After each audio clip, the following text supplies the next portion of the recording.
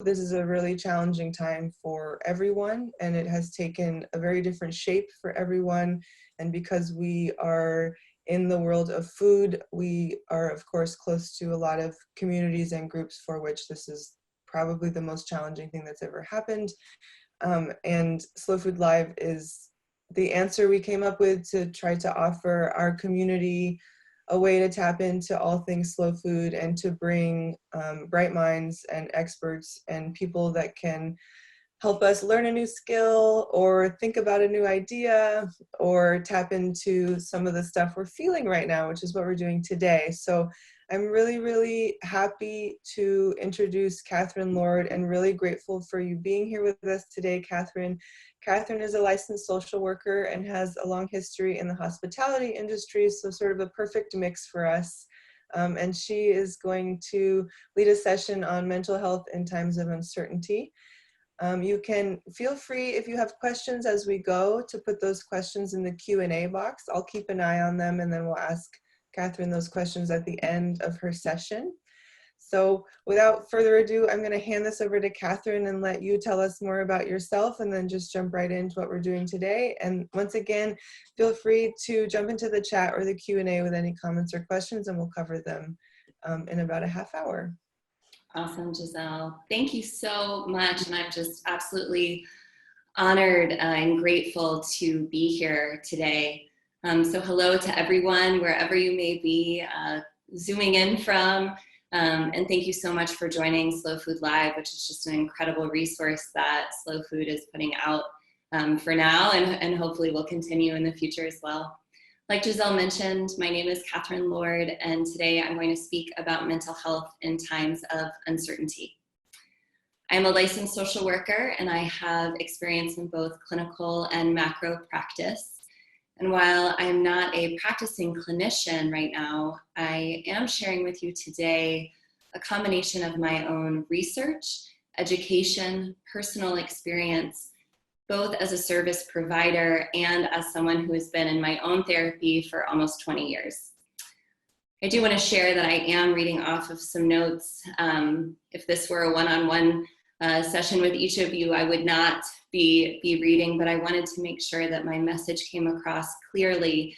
And then also I will be providing this script with all of you, so that if you want to read it again or look at the webinar recording with these notes, that will be available to you. So given this platform, I imagine that many of you are connected to the food and beverage industry in some capacity. And please let me start by expressing my sincerest gratitude for all that you bring to the world. From purveyors to chefs, to dishwashers, to prep cooks, to servers and bartenders and hosts and managers, the role you play in the interconnectedness of our society is unparalleled and vital.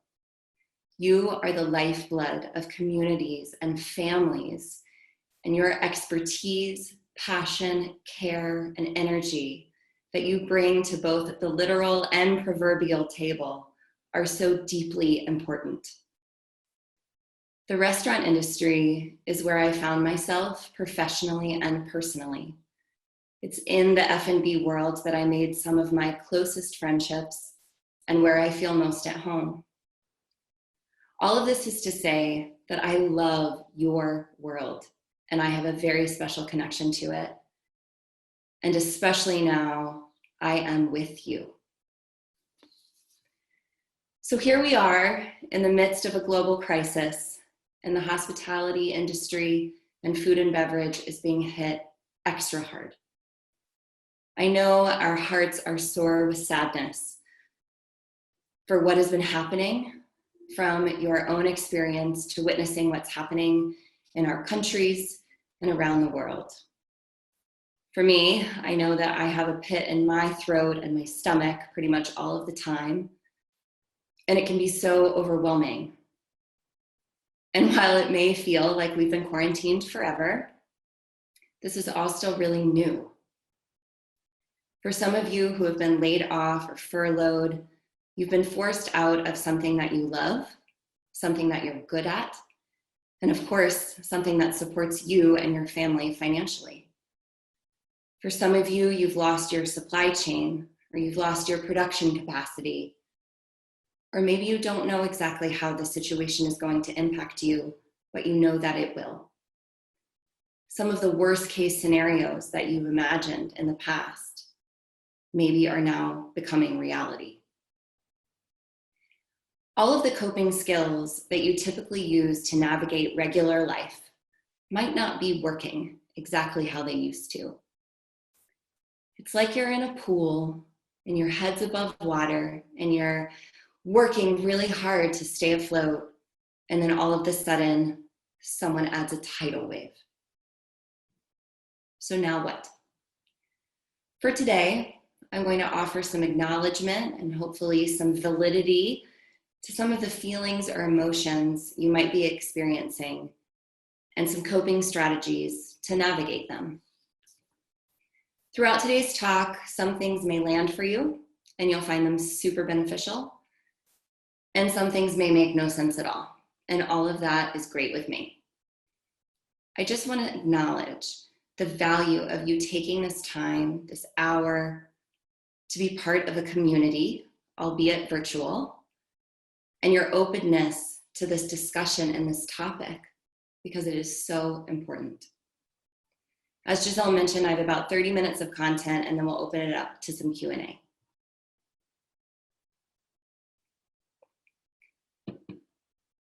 So let's talk about some feelings that you might be experiencing.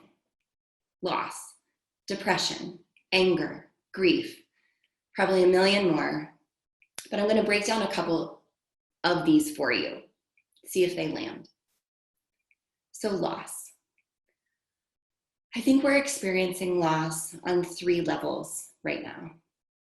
We have macro loss, and this is the loss of global normalcy, where places and systems are being shut down.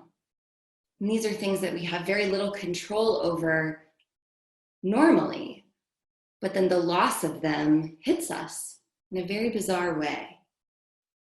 And then we have meso loss, which is like the loss of your game night with your neighbors, or not seeing your favorite barista every morning, or not seeing your favorite customer every day. And then we have micro loss, and not micro as in small, but micro as an individual. This is what you have lost. Maybe you've lost your job, you've lost your income, your stability, and most importantly, you may feel that you've lost your identity. So many of us live in this food and beverage world because it's in our blood. It makes us tick. And now you take that big piece away from your life and it can feel empty and aimless. We've lost our sense of self, and that can feel so unfamiliar and daunting. Maybe you're asking, what am I now? You might have also experienced loss through death, either directly with the loss of a loved one, or just witnessing how much loss is happening in the world. We are so rarely, if ever, confronted with this amount of death and mortality of others and ourselves. And it's really jarring and scary. So all of this profound loss can lead to a deeper level of sadness or depression. You may be feeling sluggish, unmotivated, weepy, like a weight is on top of you and you can't breathe or escape. And you could be depressed because you've lost your sense of social connection. And that's what we're really great at in this industry. You could be struggling to adjust to a new routine. Maybe you've never been home for bedtime for your kids and doing the bath time and putting them to bed. And it's not that it's bad, it's just new and an adjustment. Or you're used to staying out late at work and then you go to the pub across the street and have a nightcap with all your work buddies. Can't do that anymore. Or you're in the morning shift, but now you don't really know why or how to get out of bed. Such a seismic shift in our routines and security can make us feel vulnerable and unprotected. And that can really start to piss you off. So we're experiencing anger. You may have heard at some point that anger is a secondary emotion, meaning you have anger, but there's actually something bubbling underneath, like sadness or anxiety or fear, and that just manifests as anger at others or anger at yourself. So you could be angry because of all of these things going on in the world, and you might be able to identify what's causing that anger, but you might not. You might just be angry, and that's okay. Anger is not bad. Anger is a super powerful emotion. And in my opinion, the key to anger is channeling it in a useful way. Trying to stuff down that anger is likely not going to serve you in the long run. Learning to channel anger, even if it's simply saying out loud, "Whoa, I am super angry," can diffuse anger's negative power. And once you pull anger out, it's much easier to work with it and move through it. And then there's guilt. I'm not sure about you, but in the last few weeks of being quarantined, I have had some moments of joy. In the moments that I'm FaceTiming with my family, which for some reason we've never really done, or connecting with old friends, or having a reason to stay in my pajamas all day, I have some gratitude for what the situation has led to, and then I feel guilty. I feel guilty that I've just had fun when I know so many others are suffering. I feel guilty because some of my best friends are now out of work and terrified. And I feel helpless. And this is not a good spiral. So if you need permission, I am here for you. I will give it to you. You can have moments of joy. And you absolutely should have moments of joy.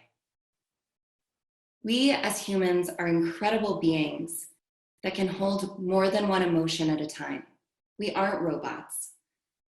We can't say to ourselves, the situation is bad, so everything is bad, and I'm going to be sad and mad all the time. You can try that, but I don't think it's going to last.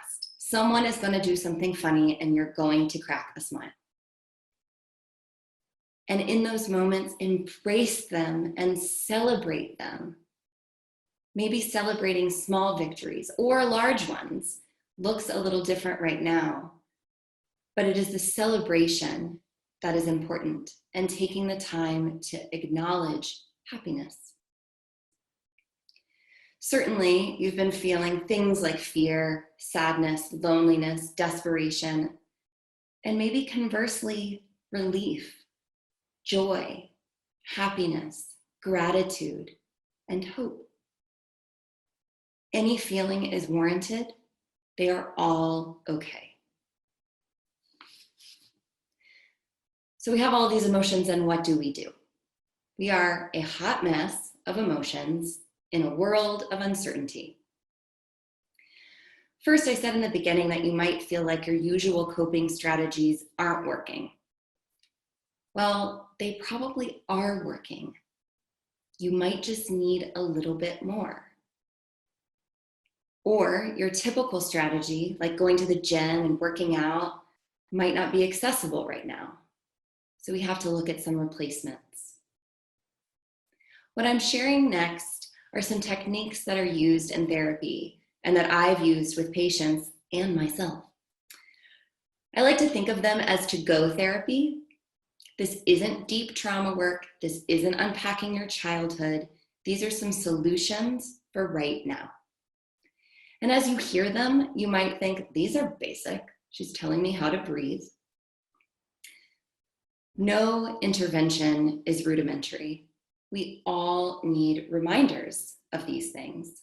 I will have offered some of these to you today. And when I have my telehealth appointment with my therapist next week, she will have to give them back to me because I will have forgotten. So as simple as they may seem, putting them in action is actually harder. So let's start. Number one, acknowledge your feelings. Just like I mentioned about anger, taking the emotion from inside your head and inside your heart is a great step. This may sound so silly, but acknowledging out loud or in a journal or in a conversation what you're feeling, you're validating to your mind and to your body that, hey, I see you, I feel you and what you're trying to tell me. You now have the opportunity to become really friendly with your own emotions and maybe start to notice some patterns. Do you tend to get anxious in the mornings? Do you seem to get depressed at night? Do I get frustrated when I have to do the day's dishes again? What's that about? Invite curiosity. And once you notice these patterns, you can start to implement some coping strategies before things escalate. And with that, recognize that different feelings require different care. For example, anxiety is an active emotion. Think of yourself when you're anxious. Get a little spinny, a little aggravated, maybe a little sweaty. That's your body asking to move. And I'm not saying every time you're anxious, you need to run a marathon. And maybe for you, your antidote to anxiety is taking a nap. But for many, moving your body from stretching to folding laundry can help channel and release some of the energy that's built up with anxiety. Grief, on the other hand, often asks for quiet. If you're experiencing grief, curling up with your tea in bed, journaling, watching a movie, things that let your body turn inward to soothe your heart and mind are helpful. Keep in mind, these are merely suggestions. You get to create the care for yourself. You are an expert on you. I also get that you might be experiencing a lot of these things and you have other obligations at home that don't allow you to stop what you're doing and go curl up in bed or go for a 30-minute run. In these cases, we're all doing the best we can. Similarly, you might have an anxious child or an anxious partner or an anxious roommate. So being super anxious around them and speaking that out loud might not be the best thing. So in this case, I like to use what I call the be right back message. And I can tell myself this. If I'm in a place where I really can't lose it or do any of these coping strategies, I put my hand on my heart, or if that's too much, hold my hand in a fist, gently. And I say, body and heart, I hear you. I can't go there right now, but I will tonight. You can say this contract in your head with yourself that you'll pay deeper attention to what's going on at a later time. Just by acknowledging where you are and what you're feeling can be really powerful. The next thing is returning to the present. Grief and anger and anxiety have a tendency to throw us into the past or into the future. Especially right now, with so much uncertainty, many people are worried about what's to come or shaming themselves for decisions they've made in the past, in the recent past or distant past, that have led to a harder situation now. This situation in particular is really showing us where we are in our relationship with uncertainty. I have a friend, bless her, who's really gifted at living in the present and always has been. She's generally not too concerned about the future, and she's able just to kind of walk through life with a lot of hope. She is navigating this coronavirus much more gracefully than I am. If you're a person who's pretty comfortable with the unknown, you might not be experiencing that much anxiety. But for those of us who are less comfortable, the situation is harder.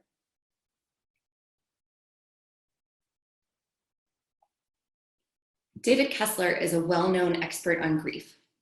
He co-wrote the book on the 5 stages of grief with Elizabeth Kubler-Ross. We'll talk more about grief in a minute, but he just wrote this article about anticipatory grief, which anticipatory grief is that feeling we get about what the future holds when we're uncertain.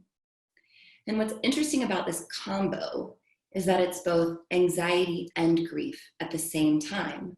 So we're both living in the past and living in the future and worried about them both.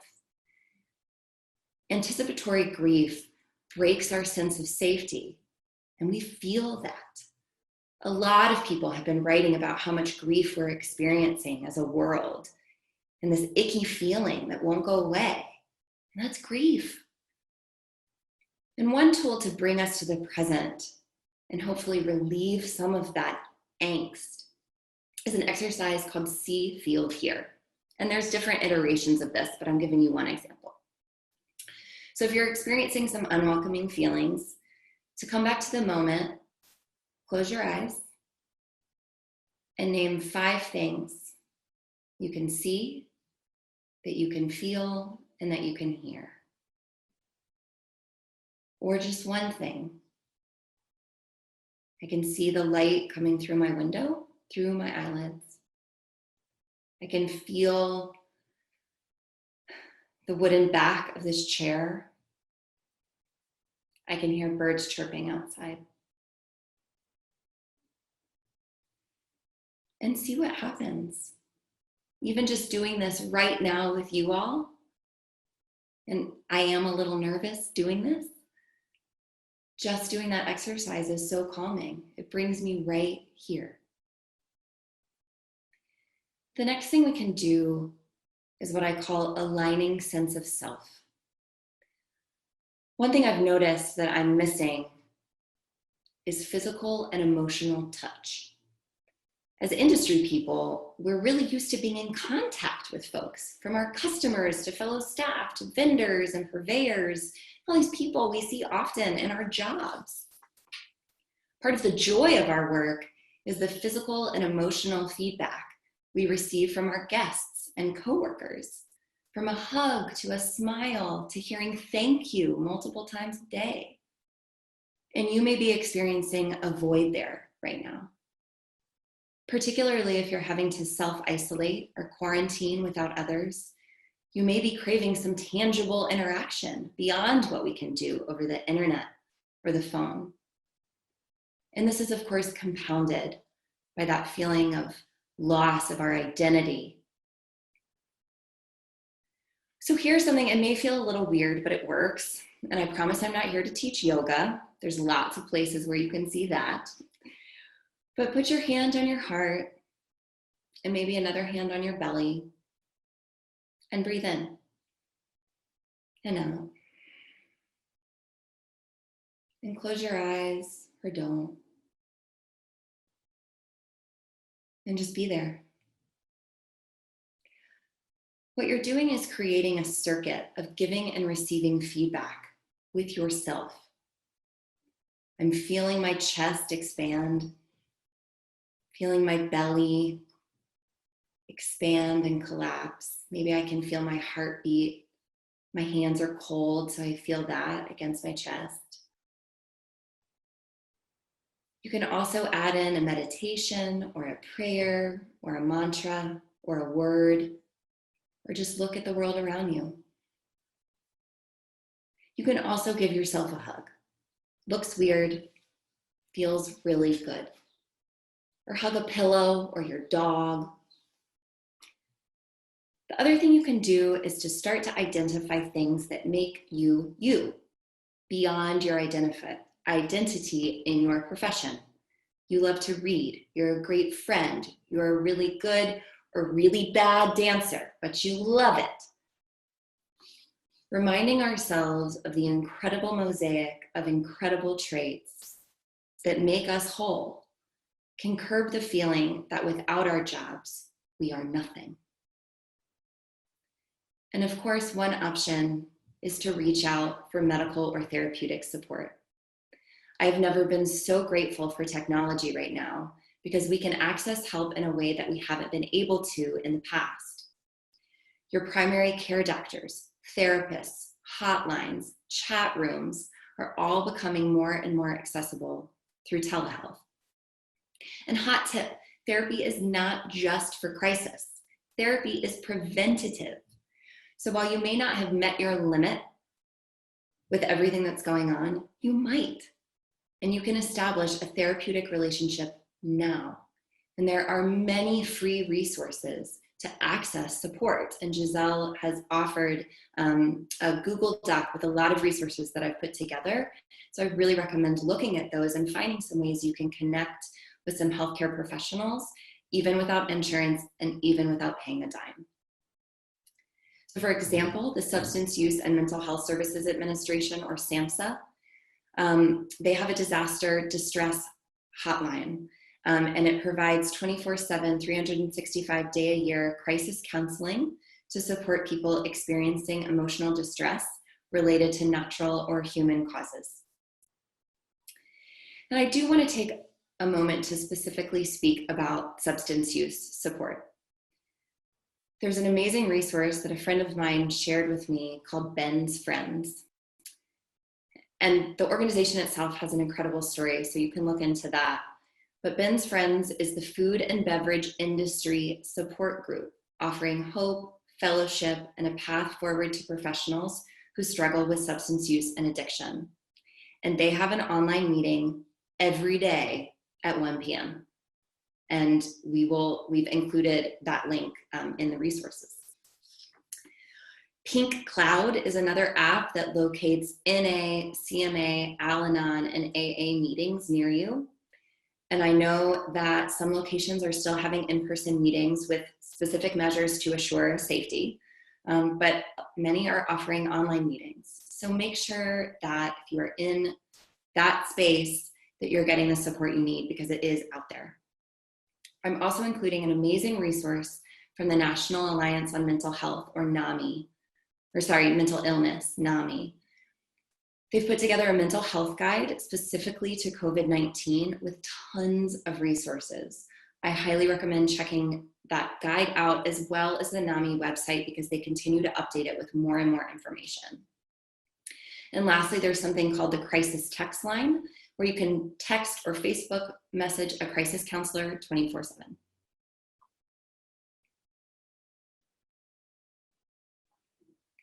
So this discussion of grief may have landed for you. If you're unfamiliar with the stages of grief, they are denial, anger, bargaining, depression, and acceptance. And Kessler, who I mentioned before, writes now about a 6th stage of grief, which is meaning.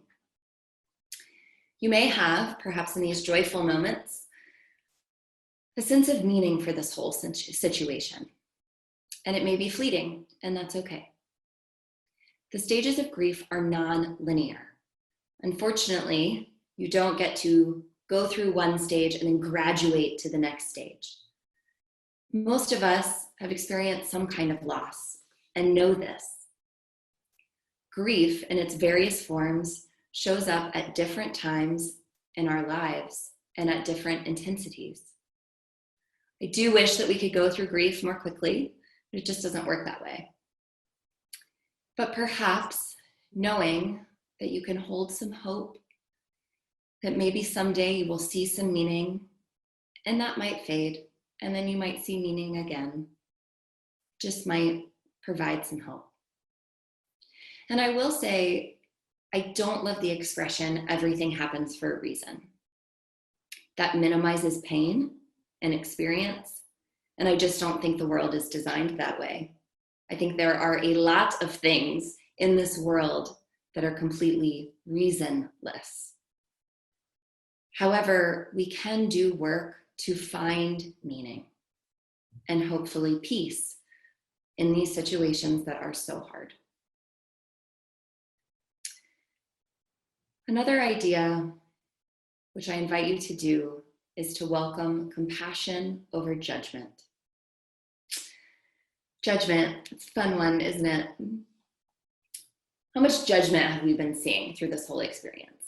Judgment of others and their behavior, and judgment of political leaders, and of, you know, your friend down the street who isn't quarantining, but you have been for a month. And then the real kicker, which is judgment of ourselves. There is nothing like a crisis that amplifies our tendency to judge. Judgment is like one of those medieval wrought iron fences made of stone and has really pointy spikes at the top, or like the Northern Wall in Game of Thrones. And you put it up to keep the bad guys out there and the good guys here. And you keep yourself protected. It's a great move. Keeps you safe, allows you to look out and say, at least I'm not out there with those bad guys. I'm in here, and I'm better because I'm in here. So if you're looking for protection and self-preservation, the medieval Game of Thrones fence wall is an option. That fence is pretty intense. It's sharp, and if, like me, you're clumsy, you could like really hurt yourself on those pointy parts. And it's pretty black and white. Good guys in, bad guys out. And then what happens if one of your good guys turns bad, and then you have to chuck him over the fence, and then you never see him again? Consider a different image, a threshold. A doorway that can still open and close, but it's a little more welcoming. Maybe it's wooden. Maybe there's a cute doormat, and it's cozy. And it's one that you get to create. You can open the door and look out on the bad guys, take a peek and say, well, maybe they're angry. Are they really bad? I've been angry. Or maybe you look and say, you're like running around, like what is with them? Oh, maybe they're anxious. I'm anxious right now. Or maybe you say, yep, super bad guys, not interested in engaging with them, and you close the door. This image is compassion. With compassion, we can stay centered in what we believe on our side of the threshold, but we can also invite some perspective and observation of the scene and not fall into black and white thinking. The threshold allows us to look out and perhaps invite others in. And what happens when we're so judgmental of ourselves? We're getting so many mixed messages right now with the world happening around us. How to protect ourselves, what we should be doing, what we shouldn't be doing, how much we should be exercising, what we should be eating, what we shouldn't be eating. What does it look like if rather than judge ourselves, we give ourselves some grace? So you ate more cookies than you wanted to. Okay, cool. Eat fewer cookies tomorrow. You decided to take a nap instead of doing a workout. You probably needed the rest. And if movement feels good tomorrow, try it. If you didn't get to that page-long spring cleaning list that you thought you'd accomplish, it's fine. I'm not suggesting that you have to be cavalier about your choices. Certainly, try to stay in tune with your values and your needs, but maybe cut yourself some slack. As addictive as judgment becomes, it leads a lonely path. And the last thing we need right now is more loneliness. Compassion by nature is inviting and inclusive. And I invite you to be curious when you're feeling judgment. Try on that compassion lens and see how it goes. Also, side note, a little bit of nutrition background here too. So if you're eating a lot of cookies and sugar, like I am, be sure to eat a little protein with them. Carbs give us an awesome hit of dopamine, which is why they taste and feel so good. But then our blood sugar can drop and make you not feel so good and make you feel all those angsty depression feelings. So grab a nice combo like peanut butter and chocolate, which is the best combo anyway, and that can help. Lastly, I want to address that all of what I said could have made sense, but you might be thinking, sure, but I'm in a way worse spot than what she's talking about. No breathing, exercise is going to help me. If you are concerned that your anxiety, depression, substance use, or any other feeling to the current environment is more severe and potentially dangerous to yourself or others, please seek help. There is no shame here.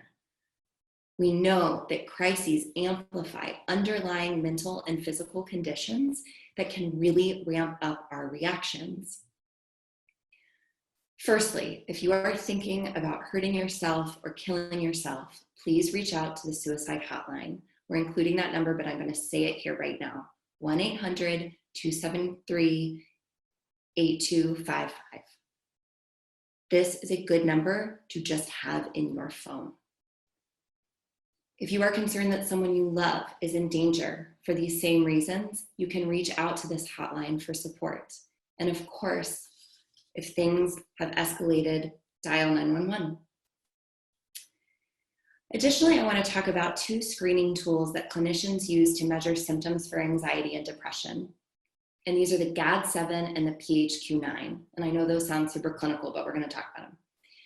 These are tools that are actually available online, and we're providing those in the notes as well.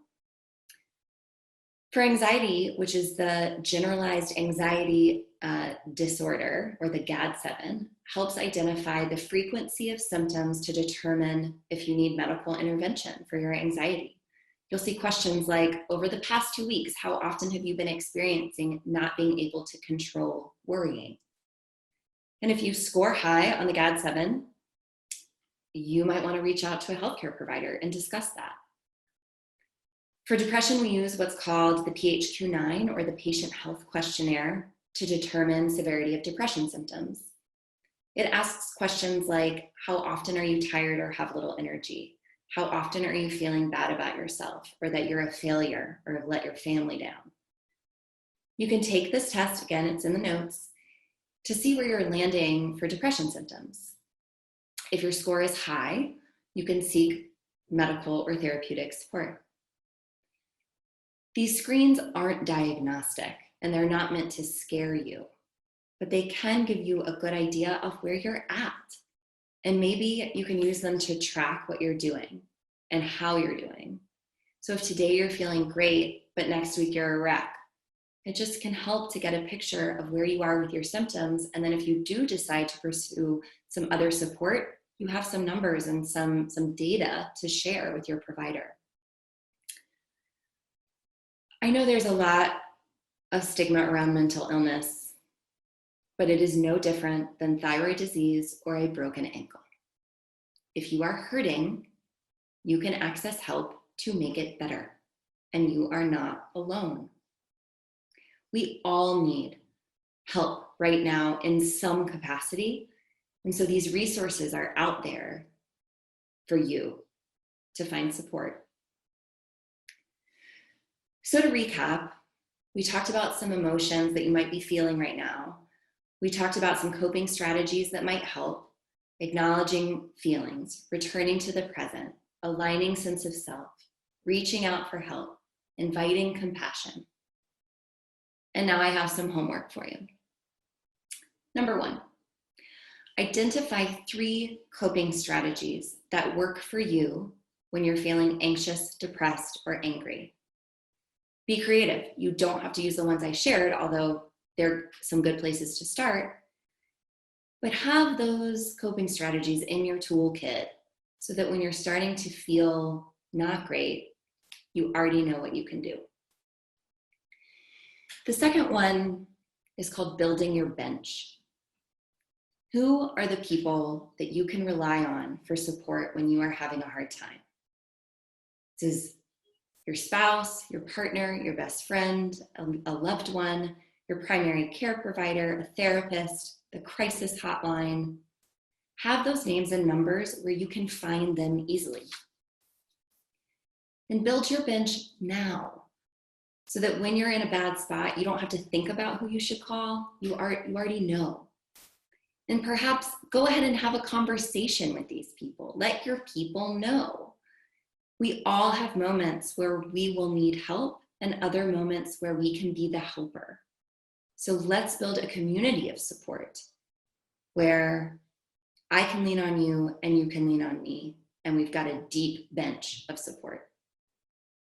And lastly, check out the resources. Check out this Google Doc that we've put together. There's so much information out there, and this is just a drop in the bucket. And there's so much more coming out all the time. And lastly, keep talking. Keep having conversations about mental health, about your mental health. If we can destigmatize these conversations, I think the better off the whole world will be. But certainly let's start within our own community. So I hope that something in my talk was helpful. Maybe something landed for you. But what I do know is that this community, those of us engaged in food and connection and community, is one of the strongest, most resilient groups out there. I think we can do this, but we have to do it together.